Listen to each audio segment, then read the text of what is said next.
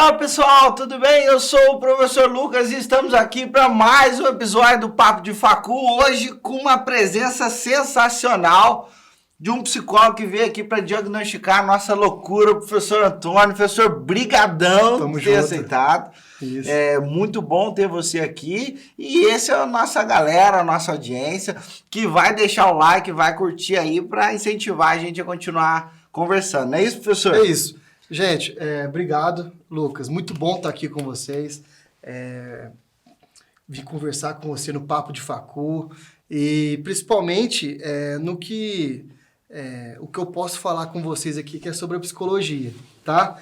Você pode ficar tranquilo que, de certa forma, eu não vou fazer uma terapia aqui, não, tá? Porque eu sei que tem muita loucura envolvida. E aqui a gente vai ficar mais à vontade. E é isso mesmo que eu quero transparecer, porque para a galera, justamente, já começar a perceber o quanto que falar da psicologia, nós que... isso me acompanha há muito tempo, sabe, Lucas? Uhum. Desde quando você já é estudante de psicologia, fala, mas então você entende da mente humana, então você já começa... A pessoa às vezes fica meio assim, fala, mas isso não acontece, cara. Porque a psicologia em si, como ciência, estuda o comportamento humano, ela tem muitas técnicas, né?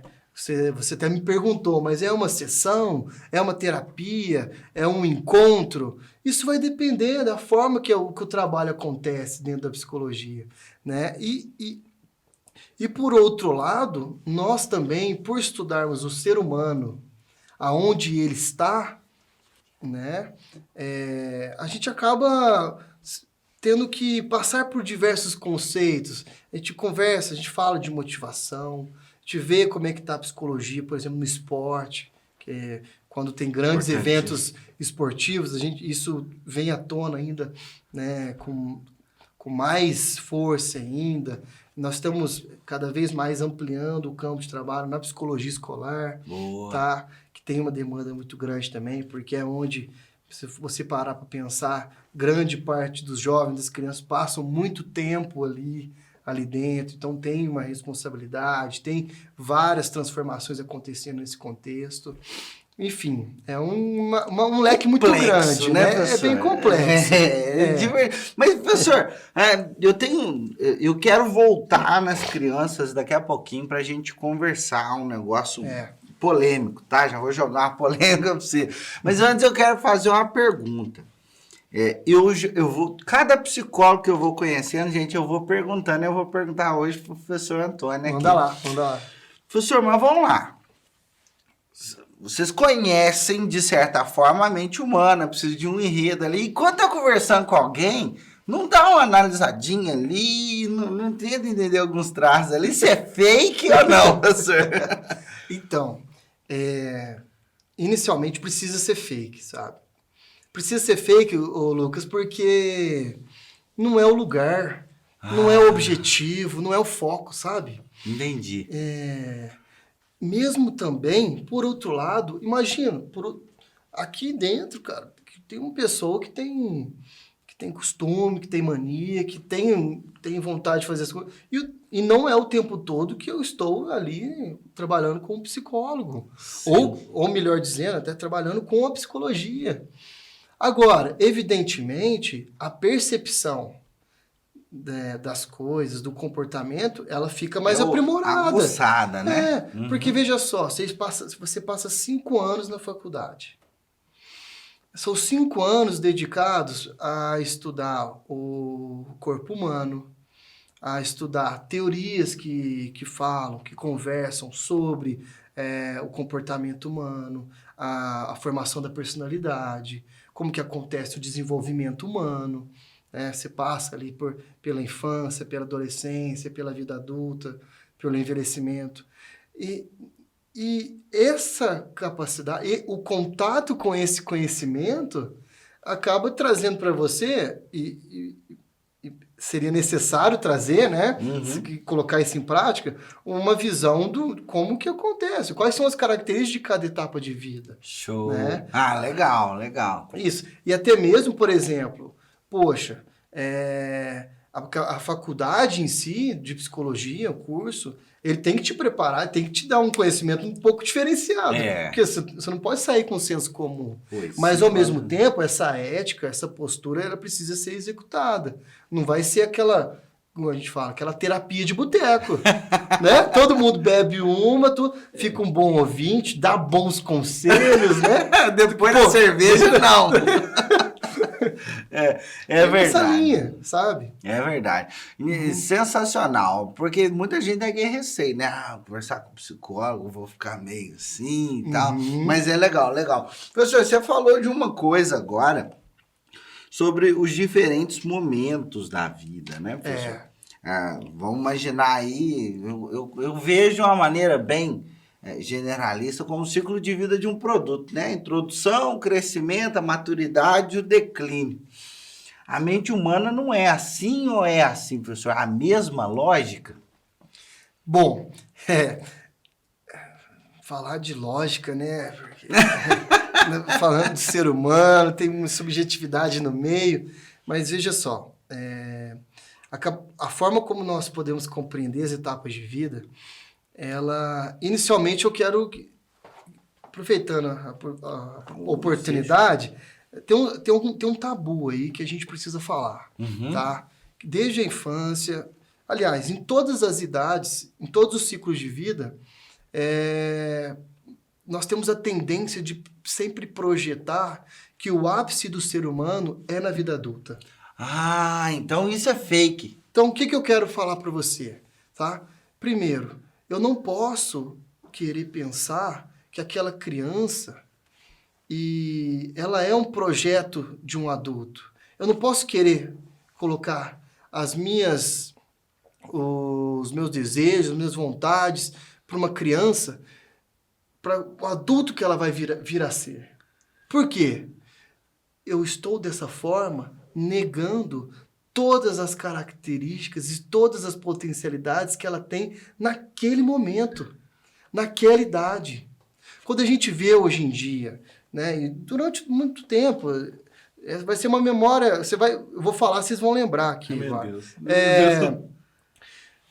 Você vê ali meninos, meninas, crianças, parecem projetos de adulto, já com o mesmo estereótipo, roupinha, tem que ter postura, né, tem que ter um comportamento ali, sempre voltado ao que a gente almeja que vai ser na vida adulta, né? Mas não, nós temos que compreender cada etapa de vida com as suas características, com as suas limitações, mas ao mesmo tempo, sabe com o que, Lucas? Também com a complexidade que nós temos naquela fase. Deixa eu já travar, então, porque agora já explodiu a minha cabeça aqui. Que bom, que bom. Essa consequência, por exemplo, da criança adulto lá, sim, certo? Responsabilidade disso é a escola, no teu ver, tá? Ou é a família, ou é a sociedade. E aí, professor? Então, primeiramente, nós não podemos trazer e falar que a responsabilidade é somente de uma parte. Ótimo, não, concordo. Mesmo porque nós, enquanto seres humanos, nós temos uma relação muito complexa com todo mundo que a gente vive.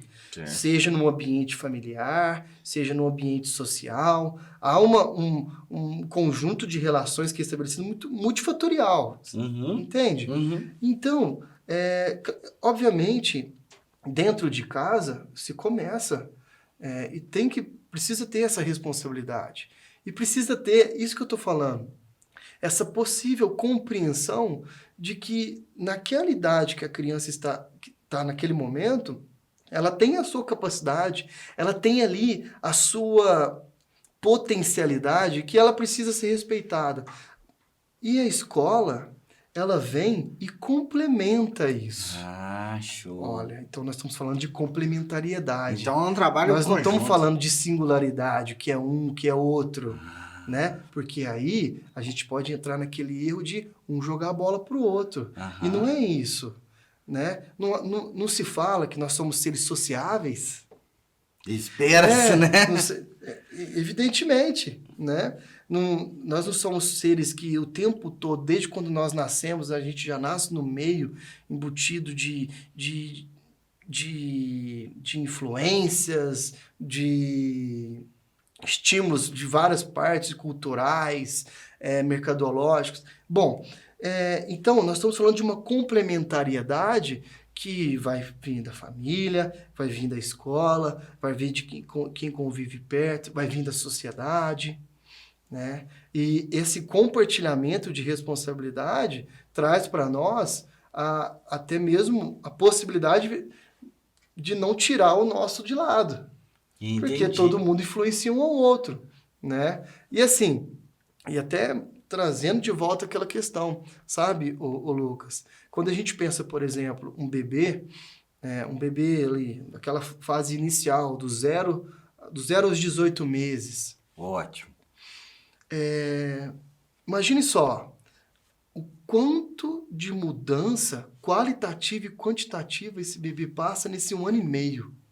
Um bebê que nasce, que sai dali, literalmente da barriga da mãe, do zero, né? Apresenta ali alguns reflexos do seu nascimento para amamentar, para reconhecer o ambiente que ele tem com as luzes ou com o que ele está dizendo.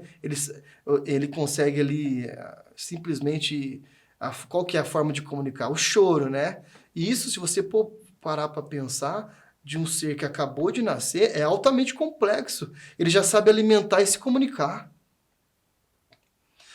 Em 18 meses, o que ele vai vir a ser, uma criança que fala, que anda, que come, é um salto, uma transformação muito qualitativa grande e quantitativa enorme.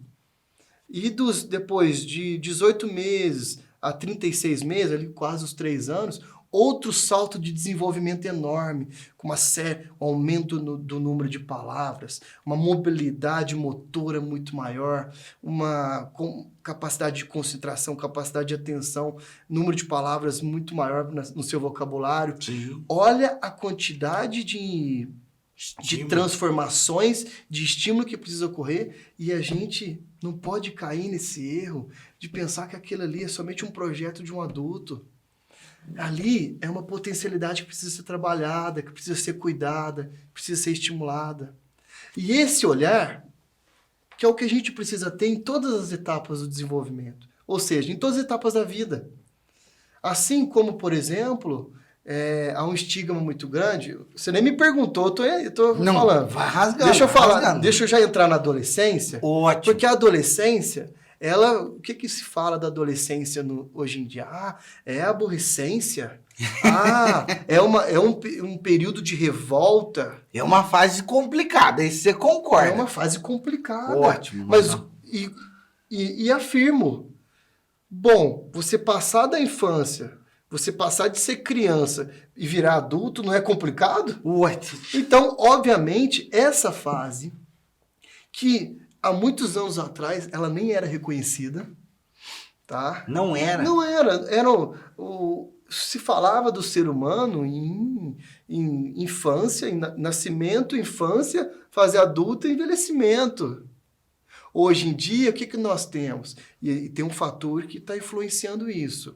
O aumento da expectativa de vida está trazendo para nós, e os psicólogos que trabalham com desenvolvimento humano percebem que com o aumento da qualidade de vida e a expectativa de vida também aumentando, os ciclos de vida, eles também estão sendo repensados.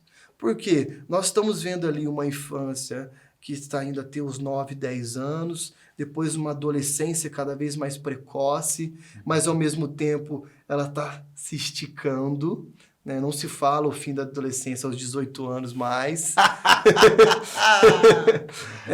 Se fala... Repete só mais uma vez para a gente. A adolescência, ela está se prorrogando, tá? Inclusive, ela tem virado até, e a gente vai reconhecer vários modelitos aí no nosso meio, tem adolescente de 30, de 40 anos, né? E isso entra numa questão que a pessoa, ela se apropria dessa característica, dessa etapa. E se mantém ali. E aí, o que acontece? não passa para a próxima fase. Aí você me pergunta, qual a próxima fase? Eu não quero avançar essa fase, não. Eu quero Não? fazer mais uma pergunta da adolescência. Pode? Manda. Depois a gente volta. É isso. Depois nós vamos para a próxima. Porque vai ser inevitável. Não, é isso. Vamos lá. Nós estamos vivendo em um mundo, sociedade líquida, né? Aquilo que Bauman coloca pra gente e tal. Né? A molecada, os adolescentes que já não são mais molecada no sentido bonzinho aí do negócio, segundo o professor, a adolescência já estendeu, mas a turma está extremamente suscetível ao aspecto da rede social e a gente sabe que isso tem ocasionado aí alguns problemas, né? O chamado problema do século XXI, que é, por exemplo, a depressão. Esse fato em questão, professor, ele é específico da adolescência, não... qual a influência, o peso disso, né? O que você percebe em termos aí, um psicólogo falando dessa geração? Sim. Bom, nós podemos falar disso, sabe, Lucas, pensando principalmente no mundo que a gente está vivendo. Há uma questão assim de polemizar e trazer questões à tona como se elas fossem inéditas para as relações pessoais, para as etapas de vida. O que eu quero dizer com isso? Tá? Faz parte da história do ser humano, tá? Enfrentar situações no qual... Concorda comigo que nós somos uma sociedade que está sempre... Principalmente nos últimos 200 anos, assim, sempre em evolução. E nós vivemos uma época, nesses últimos 30 anos, né? Aí que a sociedade acelerou mesmo, a questão tecnológica. Acho que eu e você vimos muito bem. Eu, pelo menos, me lembro disso, né? Da questão do quanto que a internet, ela veio como se fosse um mar, assim, entrando na nossa vida e de uma forma muito devagar. E hoje em dia, nós estamos submersos. Totalmente a essa tecnologia, a questão da informação muito rápida, né? E eu volto no ponto, né? Nós, enquanto seres humanos, nós estamos aqui porque nós nos adaptamos.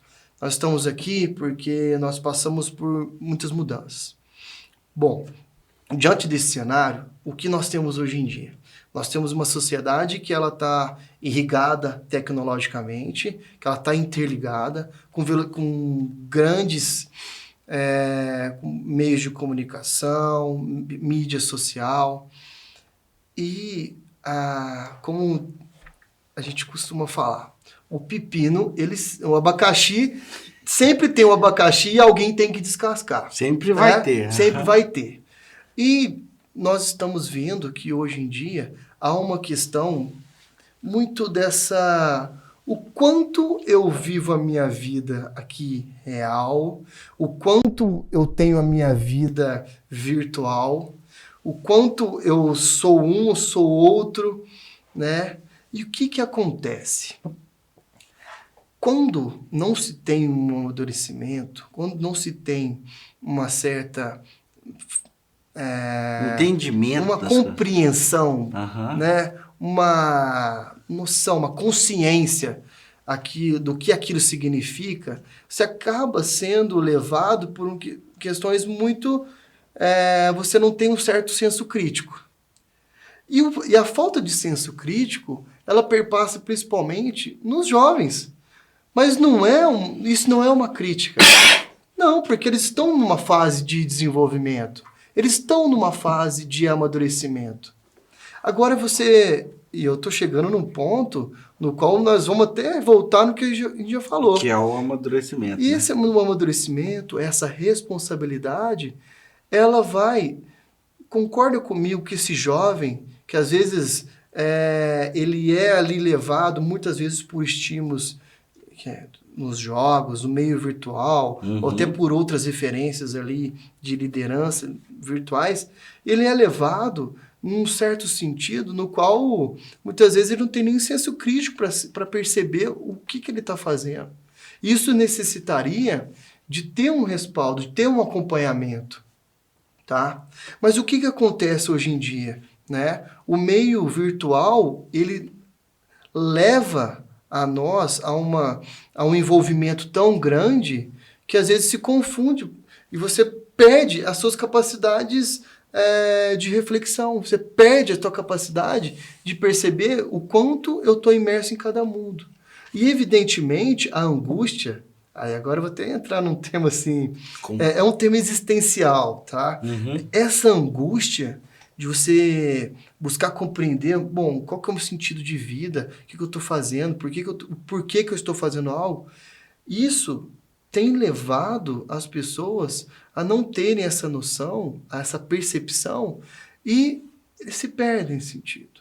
E nós estamos vivendo, e igual você comentou, é uma doença do século, é a depressão, é a ansiedade muito grande. Poderoso, né? Então, essa depressão, essa quantidade exagerada de tristeza, né? Que, bom, e falar de depressão, a gente tem que ter um pouco de cautela, porque a depressão, ela não é uma tristeza profunda, ela não é somente um momento triste, porque ficar triste, ficar alegre é do ser humano. É espontâneo. A depressão, ela já é algo que vai além, né? Que muitas vezes eu costumo falar que não é somente a pessoa ter a percepção do que ela está sentindo, ela já precisa de ajuda especializada, de um médico, de um acompanhamento psicológico, porque a depressão em si, ela precisa ser muito bem cuidada e principalmente acompanhada, né? Assim como, por exemplo, já viu uma doença silenciosa? Tem gente que tem pressão alta. É silenciosa, né? Você começa a perceber ali os sintomas, você vai no médico, é orientado a mudar a alimentação e tem um remédio ali para controlar, né? Para não deixar ali a tua pressão muito alta. E você precisa ter esse controle, mas é silenciosa. Totalmente. A depressão, ela caminha nesse sentido também. Ela vai estar com a pessoa ali, ela precisa de um acompanhamento. E a gente tem até dados estatísticos que a pessoa que já teve um quadro depressivo forte, a possibilidade dela ter novamente vai aumentando de acordo com o número de crises. Então, assim, não é que não tem cura, mas é necessário ter um cuidado, ter um acompanhamento. E assim, com as doenças que são do corpo, são biológicas, e as questões também mentais, as doenças mentais, né?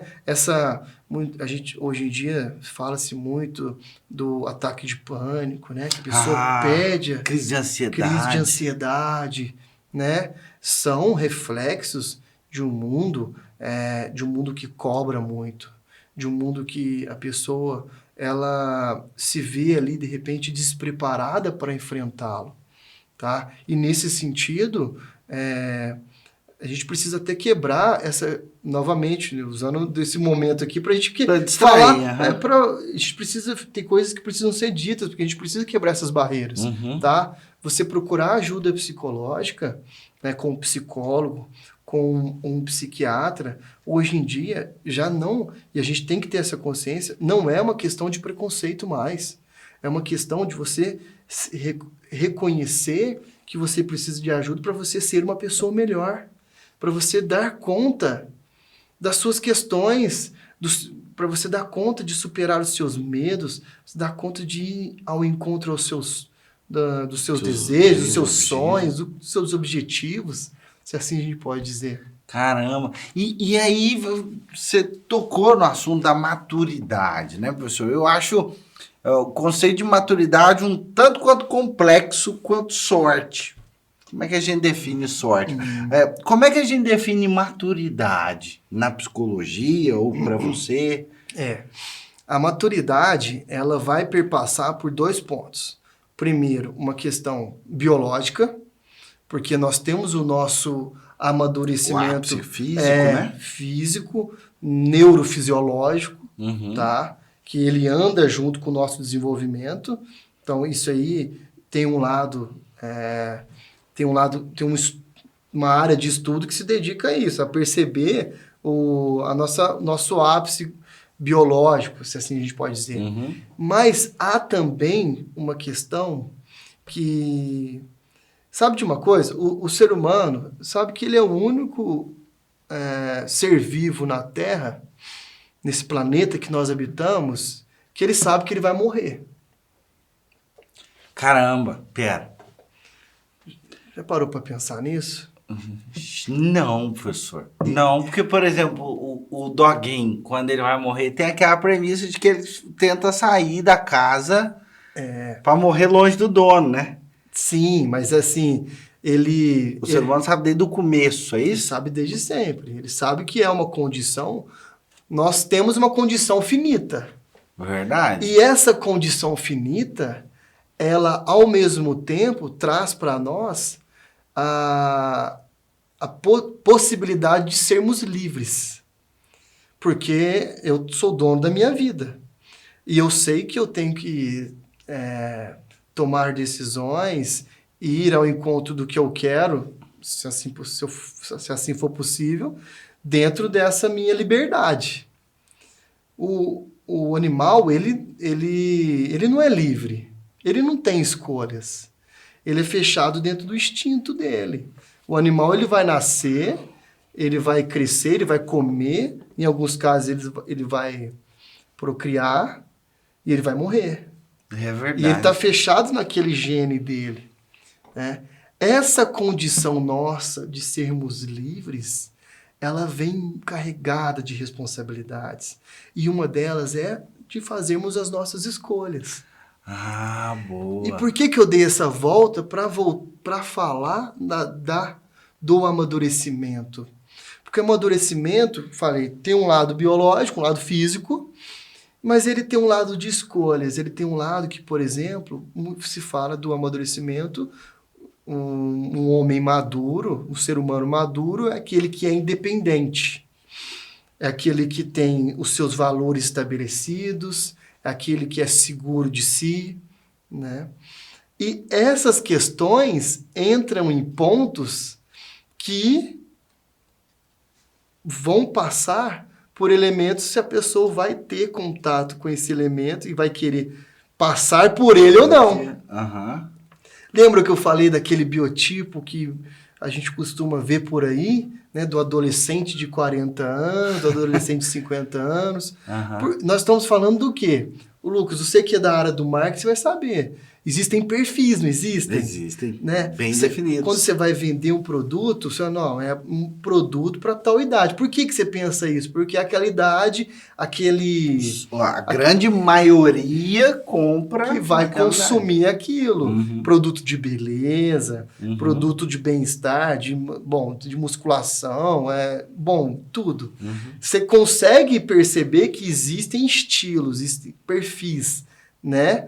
E em muitos desses casos, esses perfis, eles são alimentados também pela nossa sociedade, porque você parecer jovem, você ser jovem, você ter ali uma aparência saudável, vai além do que da tua responsabilidade, vai além do teu amadurecimento, porque é o que eu quero transparecer para o mundo que eu vivo. Uhum. Mas tem uma diferença, né? O que eu quero aparentar ser do que eu sou. E o amadurecimento, ele vem com questões, muitas vezes, de atitudes, de escolhas, né? Se a gente for falar que tem inúmeras diferenças, mas qual que é um dos pontos, assim, uma das características que a gente tem na adolescência? Muitas dúvidas, né, incertezas. Verdade, verdade. Um perfil que ainda não é formado, então ele pode ser facilmente manipulado, porque há um certo desconhecimento que é próprio da idade, do momento, porque é uma fase de formação, né?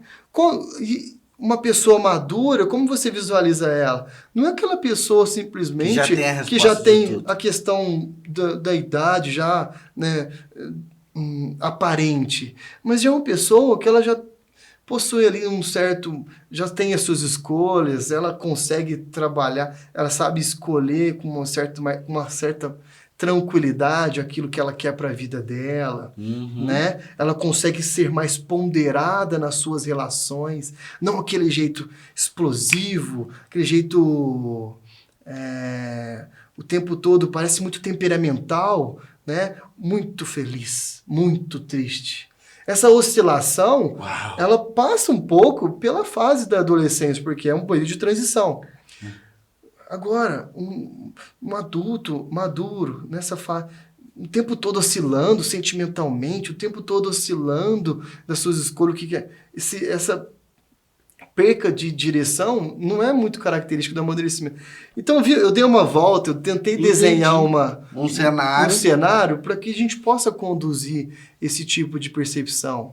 E eu chego até a falar do envelhecimento. Porque isso, que é uma outra etapa, né? A maturidade, o envelhecimento, ele não significa trazer para nós somente a fragilidade que nós vamos aparentemente tendo do nosso corpo, que há uma perca muscular, né? Mas ela traz também questões ligadas à sabedoria, a uma certa experiência que a pessoa já teve ali uma certa ponderação para ter mais um direcionamento da sua vida, né? Obviamente, e tem uma questão também, sabe, Lucas? Falando aqui, nós estamos falando de características, de uma forma muito geral, para a gente conseguir identificar essas fases e suas características, tá? O ser humano é uma caixinha de surpresas. Ele pode ser maduro, e essa era uma pergunta que eu queria fazer. Eu posso ser maduro, mas eu posso regredir na adolescência em determinadas situações, por exemplo? Pode. São elementos que ficaram ali... Presos, que evidentemente trazem para você ali questões que você precisa ainda trazer à tona. Poxa, eu queria, hoje em dia... Mal resolvido. Mal resolvidos, ou até de influência. Por exemplo, hoje em dia nós temos o pessoal, hoje em dia, na faixa etária de 30 a 40 anos, já é uma galera que teve ali, que pegou o início dos videogames, que já conheceu os videogames ali, né? Um Super Nintendo, Mega Drive. Tô com medo do que você vai falar agora. Não, veja só. O que hoje em dia nós temos consoles, né, mais avançados, né? O PlayStation 5, o Xbox One, tem também os Nintendo Switch. Então, nós temos uma galera que hoje em dia nós estamos percebendo que ainda continua comprando, consumindo e jogando. E isso é ruim, professor? Isso não é ruim, mas tem uma questão que a gente precisa ponderar. Porque assim como é uma galera que conheceu o videogame, que passou horas na sua adolescência jogando, era um tempo que podia ser otimizado para alguma coisa. Ser utilizado para isso. Hoje em dia, há questões que, na vida adulta e responsabilidades que não permitem, às vezes, o indivíduo ficar ali 12 horas seguidas jogando. Ok. Né? Eu não ia falar que não pode jogar, Lucas. Não, pelo amor de Deus. Até eu não ia poder jogar, ué. Eu também gosto. Ali, no final de semana tá liberado, viu, gente? Tá liberado, desde que você já fez as suas responsabilidades. Ótimo. Não, então aí eu volto na adolescência, mas continuo na maturidade. Adorei, professor, adorei. E sobre o envelhecimento, me encantou um pouco mais, né? Da mesma forma, ele pode ser biológico, mas a ideia do mental também. É possível uma pessoa envelhecer mentalmente falando, antes de começar, de fato, o processo de envelhecimento? E a sua pergunta, Lucas, ela é muito boa, porque me traz uma outra questão, né? Nós estamos preparados para envelhecer? Eu não. Confesso para você que não. O mundo que a gente vive está preparado para receber os idosos, as idosas. Sabe por que essa questão? Porque é o seguinte, tá? Novamente falando de estigmas, falando de tabus, tá? Falar de envelhecimento, falar do idoso, muitas vezes o que vem à nossa mente é comumente pensado é a questão da pessoa no final da vida. E que não necessariamente, isso é A legal. pessoa está no final da vida dela. Bom, aposentou. Agora é ficar de boa. Espera. Não. Tem vida ali dentro. Aham. Tem vontades, quer ver os netos, quer viajar. De repente a pessoa está... Né, depende, isso aí é complexidade. Tá viúva, ainda quer sair, quer conhecer uma outra pessoa, quer ainda ter a experiência, aquele friozinho na barriga do novo. Então veja só, a nossa essência enquanto ser humano, ela não se perde com a idade cronológica. Não é a idade cronológica que vai fazer com que nós percamos essa vontade de viver. Ou então, a de ter desejos, a de ter vontades, a de ter ali energia para ir em busca de algo. Por isso que muitas vezes o que nós estamos acompanhando até mesmo com o aumento da expectativa de vida é um nicho de mercado Muito poderoso. muito poderoso, porque esse pessoal estão envelhecendo com mais saúde. Sim. Estão chegando nessa idade com saúde. Estão chegando com algumas características que precisam ser adaptadas, mas cheios de vontade. E dessa forma, você tem uma sociedade que pensa que o indivíduo ele não tem mais vontade de viver, não é mais ativo. Bom, nós estamos andando em direções opostas. Estamos favorecendo o aumento da expectativa de vida, mas não estamos incentivando o aumento da expectativa de vida. E principalmente, Lucas, sabe o quê?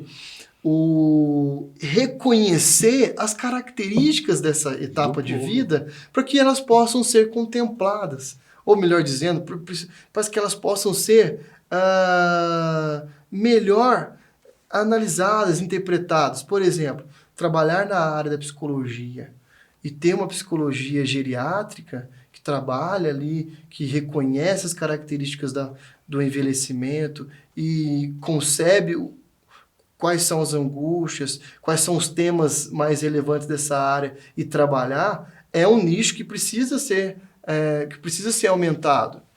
Na medicina também, bom, me veio à mente aqui, o turismo Sim. precisa se adaptar. Atividade de entretenimento. Entretenimento em geral. Sim. Né? Esse é um medo meu, professor. Talvez nem caiba aqui, mas vamos lá. Hoje eu sou extremamente ativo, trabalho horas e horas, incansavelmente. E quando eu aposentar, cara, o que eu vou fazer? É um medo, assim, assustador. Pô, beleza, vou aposentar, aposentei e tal. Não é o que eu penso ou desejo hoje, mas...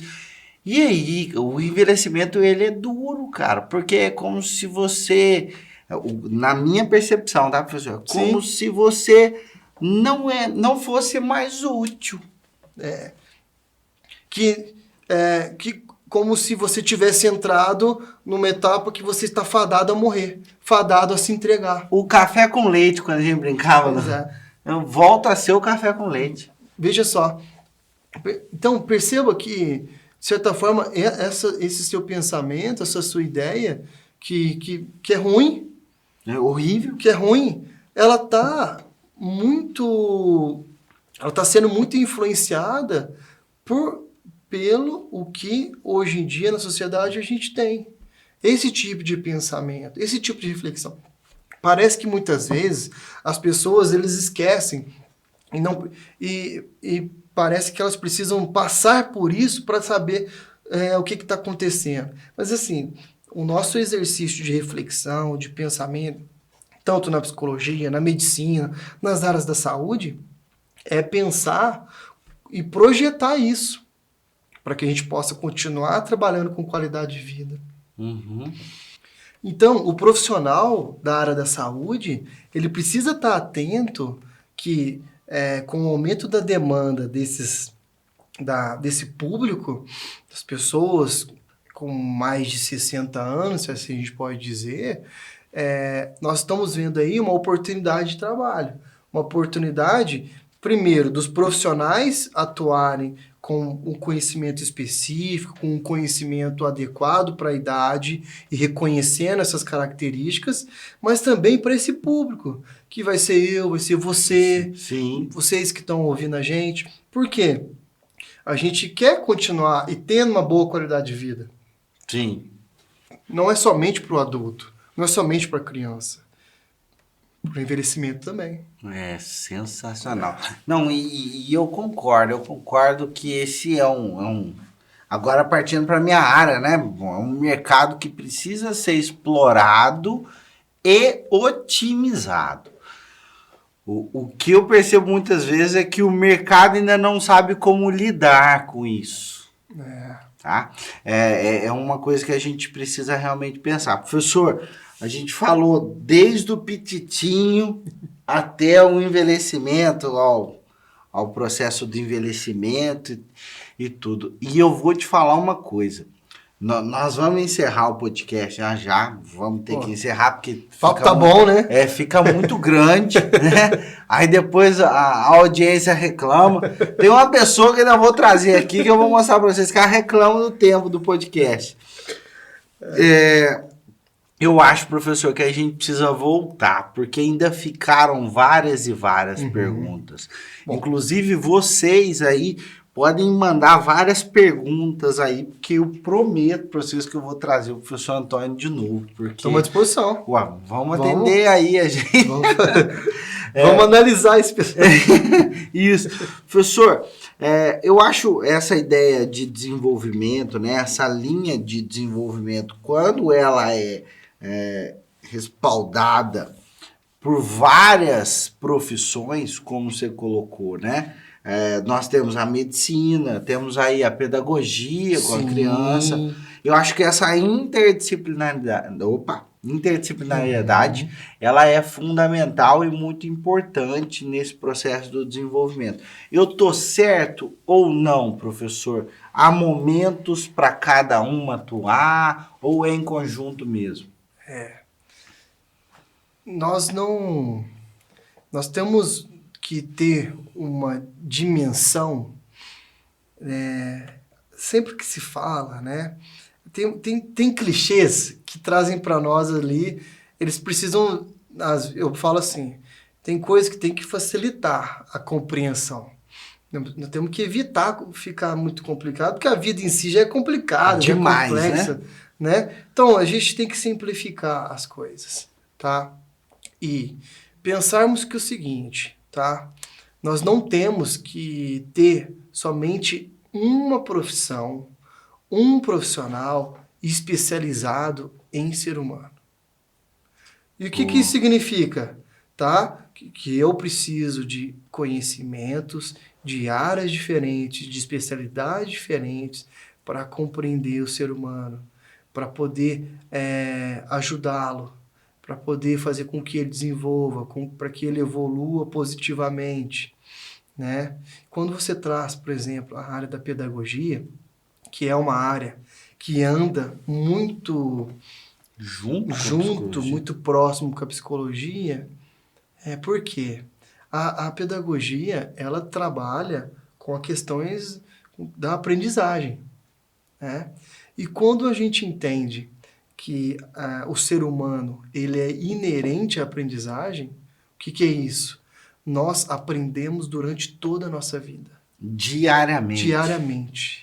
Eu falo em sala de aula assim, Lucas, às vezes até a pessoa que ela não quer aprender, ela se nega a aprender, ela é levada por uma onda no qual, inevitavelmente, vai aparecer alguma coisa nova. Seja um assunto, seja algo dentro da casa dela, seja alguém que vai trazer, e ela vai ter que saber daquilo e aceitar e entender, ou então apenas olhar para aquilo que é novo. Então, o aprender, ele é inerente ao ser humano. Sensacional. E esse caminho que ele está sempre em construção é, na verdade, um dos grandes desafios que a gente tem de trabalhar com o ser humano. Por quê? Se a gente fala que ele é inerente, que o aprendizado é inerente ao ser humano, que ele está sempre aprendendo, que ele está sempre modificando, ao mesmo tempo, o meu campo de estudo da psicologia, da pedagogia, da área da saúde em geral, ou seja, onde está ali, onde a gente estuda o comportamento, onde a gente vê o comportamento humano, ele precisa o tempo todo se adaptar. Ele precisa se adaptar, ele precisa entender e buscar compreender quais são essas novas versões, onde o ser humano está, como ele está, por onde ele está, né? Então, ser multifatorial, que é a condição do ser humano, é também trazer para um conhecimento sobre ele, também beber de diversas fontes. Da área da saúde, da área educacional, da área mais especificamente voltada à análise do comportamento, da psicologia, né? E podemos entrar também em questões ligadas às gestões, ao negócio, porque se a gente não costuma falar, Lucas, que as organizações elas não são orgânicas. Sim, totalmente. Por que elas são orgânicas? Porque toda organização ela é composta de pessoas, com ideias, inserida numa cultura, né? Com conhecimentos, com flexibilidade, com maleabilidade, né? Tanto é que fala, não se fala que a organização que não se adapta, ela está fadada a falir. A falir? Sim, está no Senado, está previsto. Então, falo, nossa, está entrando até na área do negócio, mas falar de organização... Tem gente, né? Tem gente.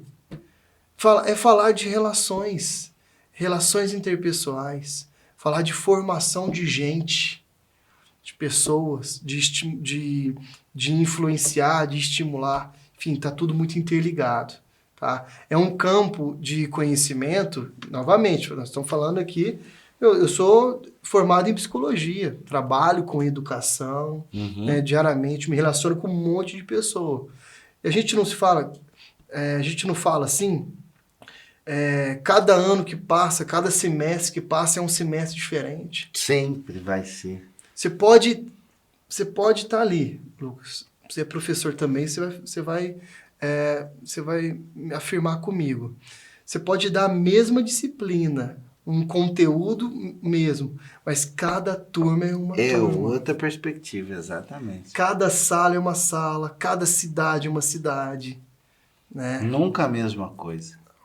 E é verdade. São pessoas diferentes. São pessoas diferentes. E você também está sendo, acaba que influenciado por isso também. Por aquele grupo. Porque a gente se adapta. O grupo tem uma característica, o outro tem outra.